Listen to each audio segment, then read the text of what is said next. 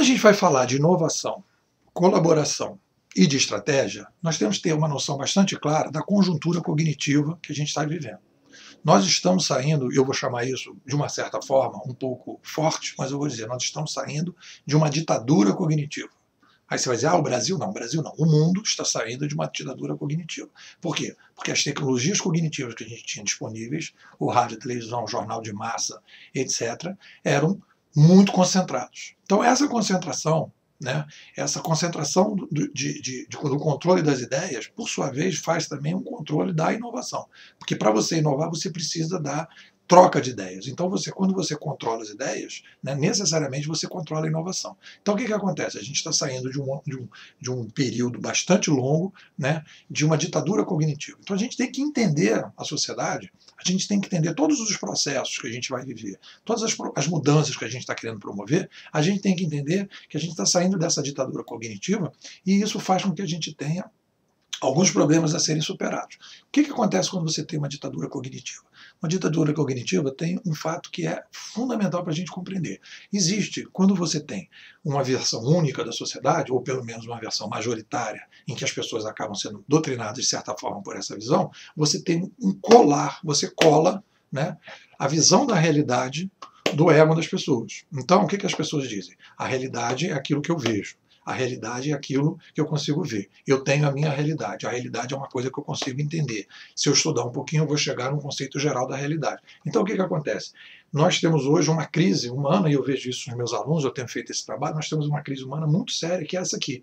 Nós não temos a possibilidade de separação entre realidade e ego. Está tudo aqui. Se essa separação não existe, o que acontece? A pessoa, quando alguém vai chegar para você e dizer assim, não concordo com o que você está falando, se isso aqui está colado, o que você vai dizer? Se ela não concorda com o que você está falando, é porque ela está questionando o seu ego. Ela está dizendo que você é um cara que não funciona, que você é uma pessoa que não está legal.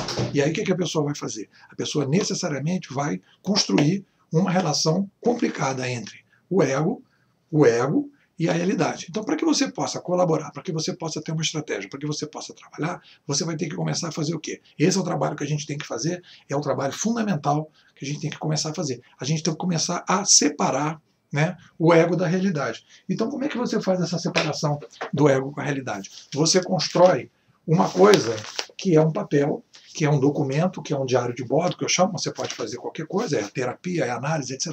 Em que você vai começar a afastar. Então você vai ter que colocar alguma coisa, né, que seja o registro que você tem da realidade. Então, quando você vai discutir, quando você vai pensar em estratégia, quando você vai pensar em colaboração, você não está discutindo o seu ego. Você não está pensando que você vai mudar. Não é uma discussão que você é ou que você não é. Não. Você vai perceber que existe uma percepção da realidade, que essa percepção da realidade é sempre mutante, que ela está em processo de construção, e é essa possibilidade de afastamento, em que você vai colocar uma coisa aqui no meio, que é a possibilidade que você pode ter para colaborar, inovar e pensar em estratégia. Por quê? Porque aí você vai começar a poder se separar.